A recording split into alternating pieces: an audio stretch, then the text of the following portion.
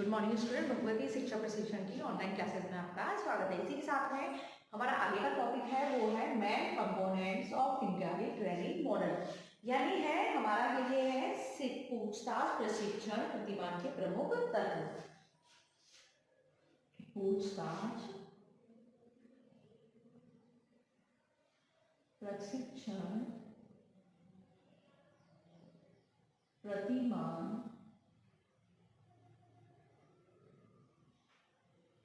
के प्रमुख तत्व।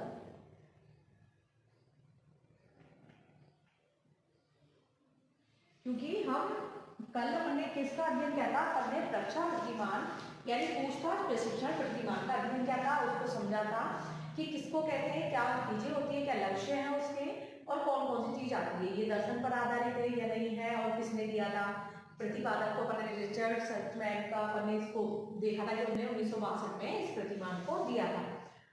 तो इसी के साथ में आज हम इसके प्रमुख तत्वों का अध्ययन करेंगे। तो इसके प्रमुख तत्व कौन कौन से हैं, तो प्रमुख तत्वों का अध्ययन करेंगे। तो पहला है इसका तत्व है उद्देश्य या केंद्र बिंदु। उद्देश्य या केंद्र बिंदु, पहला पॉइंट इसका ये है पूछताछ प्रशिक्षण प्रतिमान का। तो जो प्रतिमान है इसका प्रमुख उद्देश्य क्या है, तो विद्यार्थी में पूछताछ की कुशलता को विकसित करना। विद्यार्थी में पूछताछ की कुशलता का विकास करना, इसका क्या है उद्देश्य। और क्या क्या है करना, अपन आगे देखते हैं। क्योंकि अपन को मालूम था क्षमताओं का विकास करना, व्यक्तिगत विविधताओं को ध्यान में रखकर, ये भी था। और व्यक्तिगत क्षमताओं का विकास करना,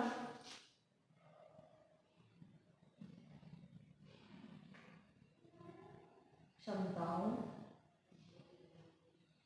का विकास करना। क्योंकि हमको पूछताछ प्रशिक्षण प्रतिमान के प्रमुख तत्व में उद्देश्य देख रहे हैं, केंद्र बिंदु देख रहे हैं। तो केंद्र बिंदु क्या है, विद्यार्थी में पूछताछ की कुशलता का विकास करना, व्यक्तिगत क्षमताओं का विकास करना, और तथा नवीन नियम और सिद्धांतों का बोध कराना। तथा नियम व सिद्धांतों का ज्ञान कराना। किसका उद्देश्य है, पूछताछ प्रशिक्षण प्रतिमान का प्रमुख उद्देश्य है कि विद्यार्थी पूछताछ की कुशलता का विकास करना, व्यक्तिगत क्षमताओं का विकास करना तथा नवीन नियम सिद्धांतों का बोध कराना या फिर ज्ञान कराना, ताकि वह अपनी जिज्ञासा को शांत कर सके, छात्र में संज्ञानात्मक कौशल का विकास किया जा सके और स्वयं छात्र तार्किक ढंग से अपना ज्ञान को बढ़ा सके। और इसी के साथ में विभिन्न तथ्यों संप्रतियों की व्याख्या करना सीखता है।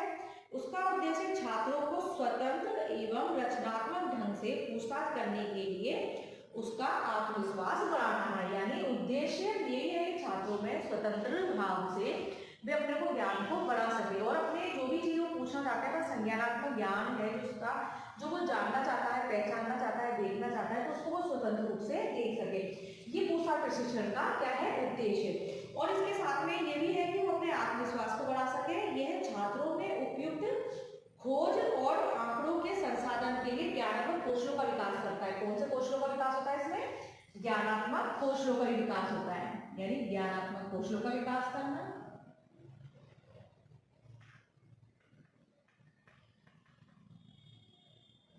का विकास, संज्ञानात्मक विकास भी है इसमें। मतलब जो प्रशिक्षण है इसमें दिया जाता है तो उसमें ये सारे विकास उद्देश्य है, सभी चीजों का विकास करना, उसमें आंकड़ों की खोज की संसाधन के लिए विकास करना, और इससे शिक्षार्थी की सकारात्मक अभिवृत्तियों का विकास होता है, जिससे वे जटिल परिस्थितियों में भी क्रमबद्ध रूप से कार्य करके सफलता प्राप्त करते हैं। और डॉक्टर आर एस शर्मा के अनुसार व्यक्तिगत क्षमताओं का विकास करना तथा सिद्धांतों का बोध करवाना प्रतिमान का क्या है, प्रमुख उद्देश्य। किसने कहा है ये? आर एस शर्मा ने मतलब ये कहा है कि व्यक्तिगत क्षमता का विकास करना, सिद्धांतों का बोध कराना इस प्रतिमान का क्या है, प्रमुख उद्देश्य है। यानी अपने पहले कहा व्यक्तिगत क्षमताओं का विकास कराना और नियम सिद्धांतों का बोध कराना, ये प्रमुख उद्देश्य किसने कहा है? आर एस शर्मा ने। जो प्रतिपादक वो जिन्होंने विचारा है उन्होंने ये चीज बताई कि मतलब पूछा प्रशिक्षण का प्रमुख उद्देश्य जो है विद्यार्थी पूछताछ कुशलता का विकास करना है। विद्यार्थी अपने अंदर की जिज्ञासा को शांत करने के लिए किसी प्रश्न पूछ सके, समझा सके, अपनी समस्याओं को हल कर सके और जानने की जो इच्छा है उसको वो पूछ सके। विद्यार्थी पूछताछ की कुशलता आ जाएगी। व्यक्तिगत क्षमता जो उसकी क्षमता है पूछने की, जानने की, समझने की, वो क्षमता है उसमें विकास करने आए।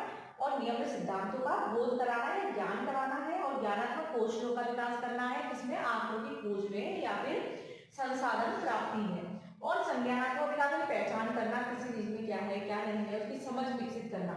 ये सारी चीज किसका उद्देश्य है? पूछताछ प्रशिक्षण के प्रमुख तत्व यानी उद्देश्य का केंद्र बिंदु है जो ये सारी चीज इसके अंदर है। इसी के साथ में मतलब दूसरा पॉइंट अपन ने पहला समझ लिया है कि इसमें क्या क्या करना है, विद्यार्थी पूछताछ कुशलता है विकास करना, व्यक्तिगत क्षमता का विकास करना तथा नियम सिद्धांतों को ज्ञान कराना, ज्ञानात्मक कौशलों का विकास, ये सारी चीज अपन के उद्देश्य भी पहले पॉइंट में ये है। अब अपन दूसरा पॉइंट देखते हैं इसका।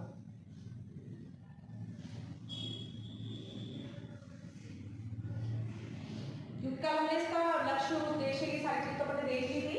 अब दूसरा है इसका जो है संरचना। अब संरचना कैसी होगी इसकी? पूछताछ प्रशिक्षण प्रतिमान के प्रमुख तत्व की संरचना है। इसमें प्रथम है तो प्रथम सोपान इसका अंदर है संरचना के अंदर का पहला प्रथम सोपान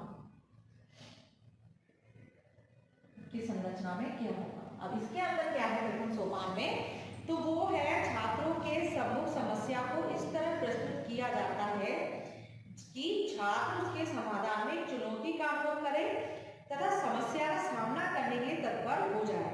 यानी समस्या को पहचानना और चयन करना, यानी समस्या का इसे लिखा प्रथम समास इसमें है समस्या प्रस्तुतिकरण। एक शब्द में कह सकते हैं तो मतलब समस्या का चयन करना, समस्या को समझना कि समस्या कौन सी है कौन सी नहीं है, छात्र जो तनाव का अनुभव करते हैं वो क्या है। तो सर्वप्रथम समस्या परिस्थिति में वो देखता है और वो क्या होता है समस्या की परिस्थिति उसमें वो संघर्ष करता है, उसको समझता है। यानी प्रस्तुतिकरण में कौन सी समस्या है कैसी है, मतलब एक छात्र में जो संरचना में प्रथम ये समस्या का प्रस्तुतिकरण, यानी समस्या कैसी है कैसी नहीं है उसको वो समझता है। यानी समस्या को पहचानना व चयन करना, इसके अंदर आ जाएगा समस्या को पहचानना फिर चयन करना।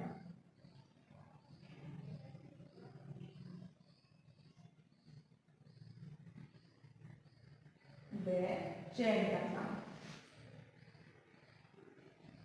जिससे बालक समस्या कैसी है कैसी नहीं है उसके लिए तैयार होगा, उसको समझेगा। तो प्रथम सोपान में ये होता है कि समस्या कैसी है, कितनी बड़ी है, सुलझ सकती है नहीं है, इसके सामने करने के लिए समस्या को एक चुनौती के रूप में मानकर विद्यार्थी क्या करता है इसको सुलझाता है संरचना में। यानी पहले क्या था क्षमताएं देखी थी, व्यक्तिगत क्षमता थी, उसमें पहले जो पॉइंट था मैंने देखा था उसमें समस्या उसमें यही था कि कैसे विकास करना है, पूछताछ का कौशल कैसा होगा कैसा नहीं होगा। तो इसी प्रकार दूसरे में आया वो समस्या को पहचानना चयन करना उसमें है। अब जो दूसरा सोपान है इसका सेकंड है द्वितीय सोपान। यानी पहले में समस्या प्रस्तुति करें, समस्या को पहचानेगा चयन करेगा और चुनौती रूप में संघर्ष वाली स्थिति इसमें प्रथम में आ जाएगी। इसी प्रकार से है अपना द्वितीय सोपान। अब द्वितीय सोपान में क्या होगा तो समस्या को चुनौती को स्वीकार कर छात्र शिक्षक के उचित मार्गदर्शन में इसके समाधान के लिए रक्षा और खोजबीन करना शुरू कर देता है। और क्या करेगा इसमें सूचनाएं एकत्र करेगा, यानी सूचनाएं एकत्र करेगा। यानी इसे चुनौती के रूप में स्वीकार कर लिया है। तो द्वितीय जो सोपान होगा इसमें शिक्षक के माध्यम से यानी विद्यार्थी यानी जो छात्र शिक्षक है जो उचित मार्गदर्शन के समाधान के लिए क्या करेगा खोजबीन के लिए प्रश्न तैयार करेगा। कौन से प्रश्नों का पूछताछ के लिए प्रश्नों का सहारा लिया जाता है, पूछाएगा और किसके लिए? सूचनाओं के एकत्रीकरण के लिए, सूचनाएं एकत्रीकरण के लिए करने के लिए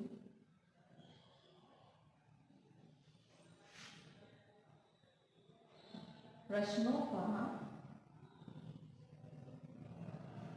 सहारा लेता है। यानी वो प्रश्न किस प्रकार के होंगे, कैसे प्रश्न होंगे, तो वो उनका सहारा लेता है, प्रश्नों को ढूंढता है। प्रश्नों के माध्यम से इसमें वो अपनी ढूंढेगा कि क्या करना है। प्रश्नों के उत्तर प्राप्त कर शिक्षार्थी इसमें समस्या के संबंध में सूचनाएं एकत्र करते हैं।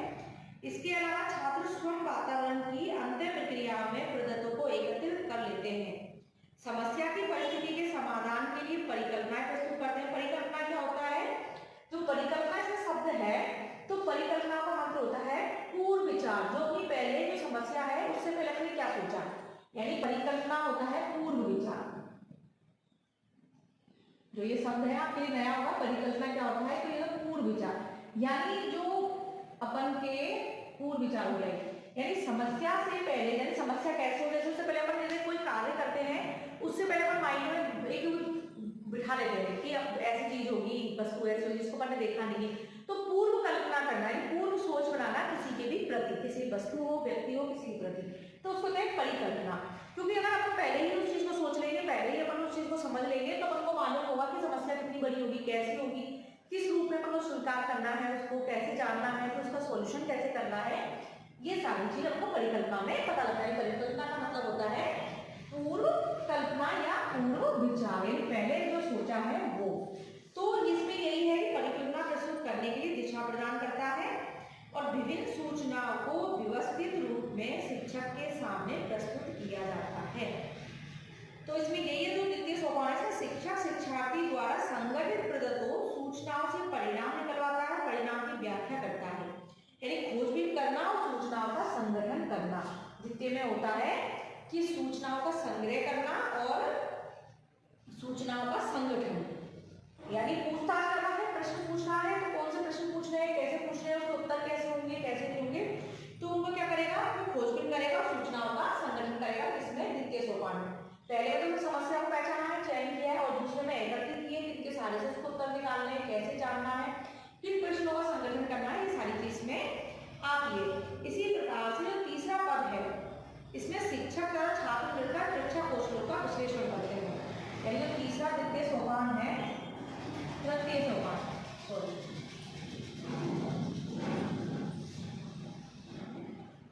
उसका तृतीय सोपान,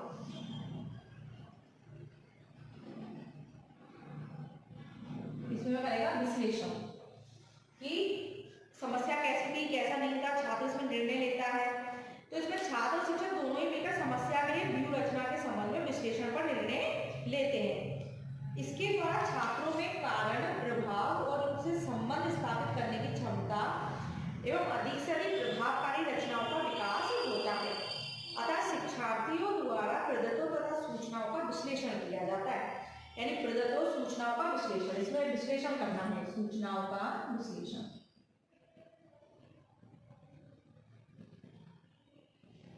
विश्लेषण करना।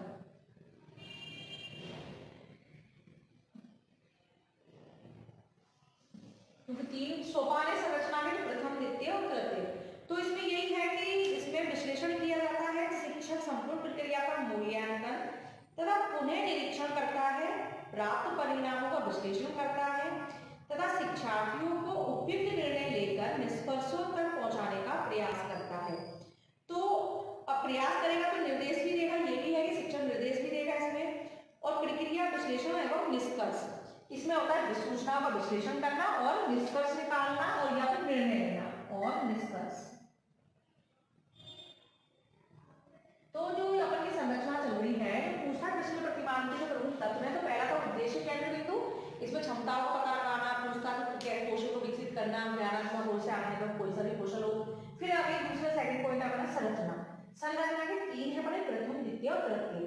तो जो प्रथम है उसमें समस्या देखेंगे कैसी है, कैसी नहीं, समस्या चयन करेंगे समस्या का कि कैसी समस्या होगी, तो उसको अपन लिखेंगे कि हाँ ये समस्या है। तो वो समस्या किस पे होगी, परिकल्पना के आधार, सोचपूर्ण विचार है कि हमें इसको सॉल्व कर सकते हैं, निष्कर्ष निकाल सकते हैं, तो उसके आधार पर समस्या का कल्पना के आधार पर, पूर्ण कल्पना के आधार पर उसको देखते हैं। और द्वितीय सोपान है जो सूचना एकत्रित करना, सूचना एकत्रित करके प्रश्नों का सहारा लेना है, किस प्रकार के प्रश्न हो, मतलब विद्यार्थी की अपन को देखेंगे कि उसमें विद्यार्थी में कितनी क्षमता है, कितनी नहीं है, और विद्यार्थी का मानसिक लेवल क्या है। तो जो मानसिक लेवल है उसके आधार पर हम प्रश्नों को लेते हैं। जैसे कि अपने कई बार देखा है अनुसूची बनाते हैं प्रश्नों के प्रकार की, प्रश्नोत्तर विधि वगैरह होती है जो हम पढ़ते हैं, व्याख्यान विधि पढ़िए, तो प्रश्नों के माध्यम से बना के बालकों से, विद्यार्थी से पूछकर, जो छात्र मित्र है या छात्र शिक्षक है उनसे अपन के माध्यम से देखते हैं, और जो प्रश्न पूछते हैं उत्तर से अपन लिखते हैं, तो अपन को क्या सूचनाओं का एकत्रीकरण होता है, संगठन हो जाता है। और जो तृतीय सोपान है इसमें सूचना का विश्लेषण और निष्कर्ष निकाला जाता है, किसके माध्यम से, शिक्षार्थी हो या फिर शिक्षक के माध्यम से निकाला जाता है, और निष्कर्ष तक पहुंचने का प्रयास करने हेतु निर्देश प्रदान करे जाते हैं, मतलब निर्देश दिए जाते हैं किस प्रकार का होगा, कैसे नहीं होगा। तो जो तीसरा पद है इसमें शिक्षक और छात्र मिलकर परीक्षा कौशल का विश्लेषण करते हैं, यानी पूछताछ कौशल का विश्लेषण करते हैं कि कितना ये भाग्य सही रहा, कितना नहीं रहा, ये सारी चीज इसमें आती है, इसमें संरचना में। अवकलन का दूसरा हो गया, इसमें अवकलन का तीसरा पद देखते हैं।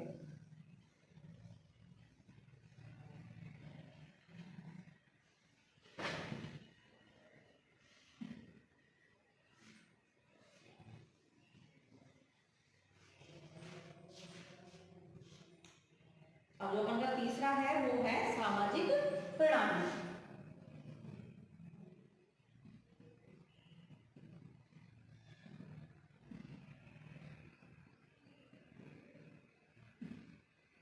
उद्देश्य देखिए, हमने संरचना देखी, हम अपन देखेंगे सामाजिक प्रणाली।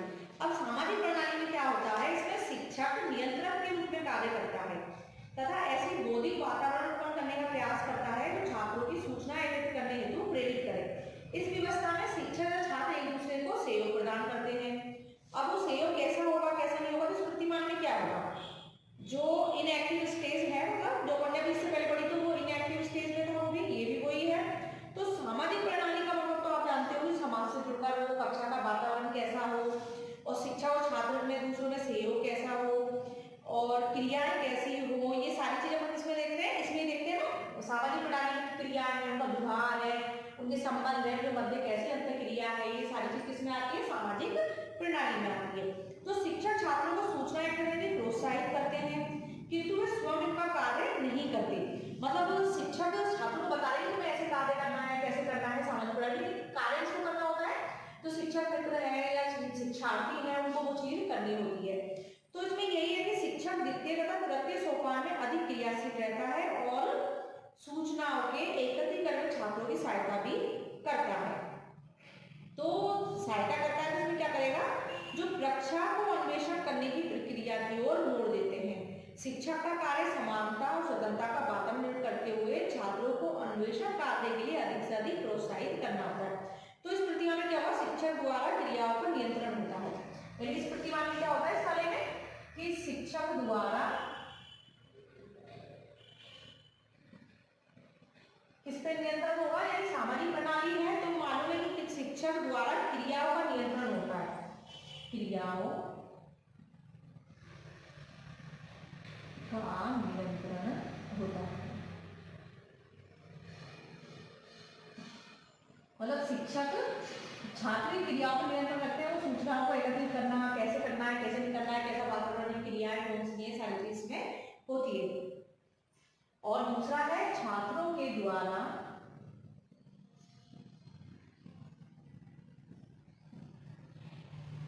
सूचनाएं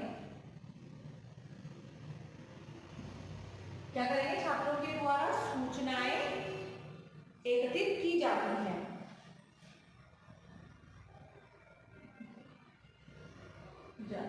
मतलब सक्रिय रूप से इसमें छात्र खुद सक्रिय होते हैं और सक्रिय रूप से छात्र इसमें सूचनाएं एकत्रित करते हैं। अब तीसरा जो है इसमें, यानी प्रत्येक अवस्थाएं में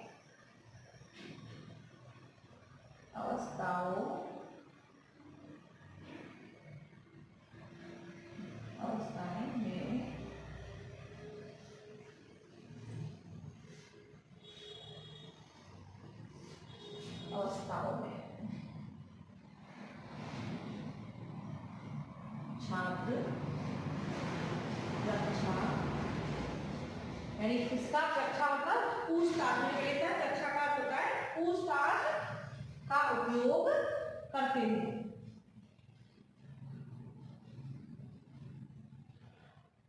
किया जाता है, यानी पूछताछ जो प्रतिमान है इसका उपयोग किया जाता है। प्रत्येक अवस्था में छात्र पूछताछ का उपयोग करते हैं। और चौथा है वाद विवाद द्वारा विश्लेषण किया जाता है। वाद विवाद द्वारा विश्लेषण किया जाता है। किसका विश्लेषण होगा? समस्या का किया जाता है। मतलब वाद विवाद और विश्लेषण किया जाता है इसका समस्या का। जो समस्या है जो पढ़ने जो दो का पढ़ने उद्देश्य है उसमें देखा है, और तीसरा पढ़ने जो दूसरा संरचना प्रथम सेकंड थर्ड तीनों सोपान जो किया। तो इसी प्रकार जो सामाजिक प्रणाली है शिक्षक द्वारा क्रियाओं पर नियंत्रण होता है। जो क्रियाएं स्टूडेंट्स करेंगे, जो शिक्षार्थी करेंगे, प्रशिक्षार्थी करेंगे, तो उसमें जो क्रियाएं होंगी वो शिक्षक द्वारा नियंत्रित होंगी। तो छात्र स्वतंत्र रूप से तो करेगा, सक्रिय रूप से भी करेगा, लेकिन शिक्षक द्वारा नहीं होगी कि मतलब उसमें ये ध्यान देना इन चीजों का समस्या किस प्रकार की कैसी नहीं है, आगे कोई विवादित चीज तो नहीं होगी। इस चक्कर क्रियाओं पर नियंत्रण होता है। दूसरा है छात्रों के द्वारा सूचनाएं एकत्रित की जाती है। जो इसमें छात्र हो, शिक्षार्थी हो, प्रशिक्षार्थी हो, कोई भी हो, तो उनके द्वारा सूचनाएं एकत्रित की जाती है। किस रूप से? सक्रिय रूप से, यानी खुद ही जाके स्वयं जाके उन चीजों का एकत्रीकरण करते हैं कि सूचनाएं कौन सी बातें हैं, कौन सी चीजें हैं, किन चीजों का संकलन है, संगठन है, उन सब चीजों को एकत्रित करते हैं। तीसरा है प्रत्येक अवस्था में छात्र प्रक्षा का उपयोग करें, पूछताछ प्रतिमान का उपयोग करते हैं कि पूछ के एक दूसरे के भावों को जानकर ही किया जाता है। पूछताछ का मतलब यही होता है कि अपने प्रश्नों के माध्यम से उत्तर निकालना, अंदर से किसी के व्यक्ति की कोई चीज है उनको बाहर सुनना, उनके ज्ञान को जानना। उसी प्रकार चौथा है वाद विवाद द्वारा विश्लेषण किया जाता है। तो अपना ये हो गया तीसरा तत्व। अब इसी के साथ में अपना चौथा तत्व है वो देख लेते हैं।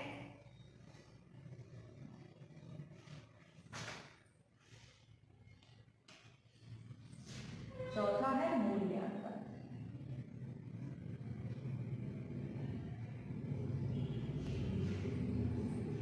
तो चौथा है मूल्यांकन, या फिर हम इसको कह सकते हैं सहायक प्रणाली। तो यह पाठ्यवस्तु से संबंधित विशिष्ट प्रकार की समस्याओं के शिक्षण के लिए प्रयुक्त किया जाता है। तो छात्रों की समस्याओं को अनुभूति कराने के लिए शिक्षक अनेक उदाहरण प्रस्तुत करता है।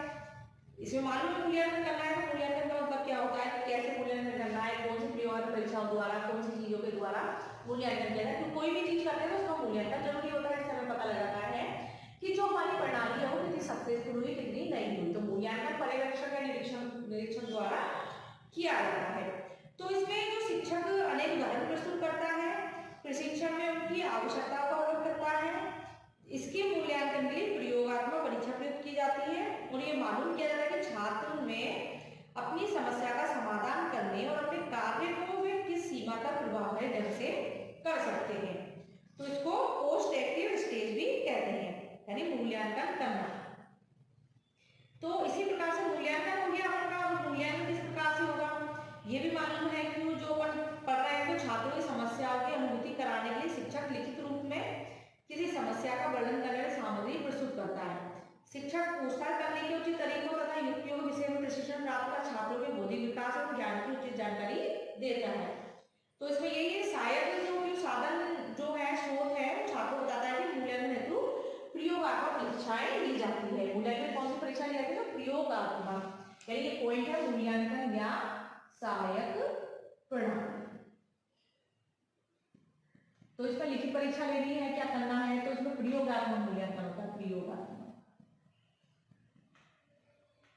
ठीक है, तो ये सीक्वेंस पॉइंट आपको बता दिया कि इसमें क्या क्या होता है, मूल्यांकन में क्या नहीं होता है। तो उचित तरीके, युक्ति, प्रशिक्षण, छात्रों को बौद्धिक विकास कैसे करना है, कैसे नहीं करना है, उनका मूल्यांकन कैसा होगा। तो लेकिन इसमें प्रयोगात्मक टाइप में ही होता है, इसमें परीक्षा, प्रशिक्षण, प्रतिमान में। अब इसका मतलब जो लास्ट है वो है पॉइंट है वो पांचवा, उपयोग। अब इसका उपयोग क्या है, कैसे नहीं है, ये पॉइंट अपन इसमें आप पढ़ेंगे। तो उपयोग इस प्रतिमान का प्रयोग वैज्ञानिक विषयों के बोध के लिए खोजबीन की विधियों को सिखाने में किया जाता है, यानी वैज्ञानिक विषयों में किया जाता है उपयोग। इसमें वैज्ञानिक विषयों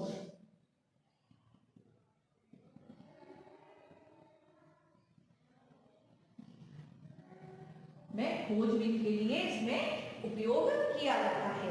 और विधियां सिखाने में भी किया जाता है जो छात्र की सूचनाओं का विश्लेषण करें तथा अन्य व्यू रचनाओं से तुलना करें, जिससे पारस्परिक संबंधों का विकास होता है तथा उनकी प्रभावकारिता को विश्लेषित करने में सहायता मिलती है कि जो भी भाव है, जो चीजें हैं, उनको विश्लेषित किया जाए। इसका प्रयोग छात्रों में सृजनात्मक भावनाओं के विकास के लिए भी किया जाता है, यानी सृजन करना यानी नई चीजों का निर्माण करना। और आत्मविश्वास मन करने के लिए क्या आता है ना, और अपनी कई चीजें हैं कि मतलब क्यों प्रयोग किया जाता है परीक्षा का, और इससे कौशल निर्माण हो जाए, विज्ञान के विषय में शीघ्र सिखाया पढ़ाया जा सके, इसलिए किया जाता है। और इसमें क्या क्या चीज होती है, छात्र और अध्यापकों के संबंधों का विकास होता है। उपयोग में तो छात्र और शिक्षक में, छात्र व शिक्षकों में पारस्परिक संबंध में, यानी दोनों में संबंध अच्छा हो, इसलिए इसका उपयोग होता है। यानी छात्र और अध्यापक या शिक्षकों में पारस्परिक संबंधों का विकास होता है। छात्र स्वतंत्र रूप से खोज करना सीखते हैं। दूसरा है छात्र स्वतंत्र रूप से खोज करना सीखते हैं। इसके उपयोग है ये, आप मैं आपसे हमेशा कहती हूँ इनको नोट करते रहिए जिससे कि आपके नोट्स बन जाए। अगला है छात्रों की खोज करने की वैज्ञानिक विधियों का ज्ञान होता है, यानी छात्रों को वैज्ञानिक विधियों का ज्ञान होता है।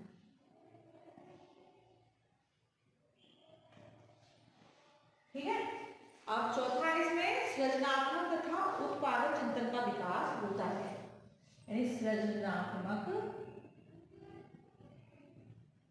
चिंतन का विकास है ना। और लास्ट क्या बनता है इसमें, सूचनाओं का विश्लेषण या व्यू रचनाओं में तुलना करने में समर्थ, यानी छात्र, इसमें शॉर्ट में लिख लो सूचनाओं का विश्लेषण।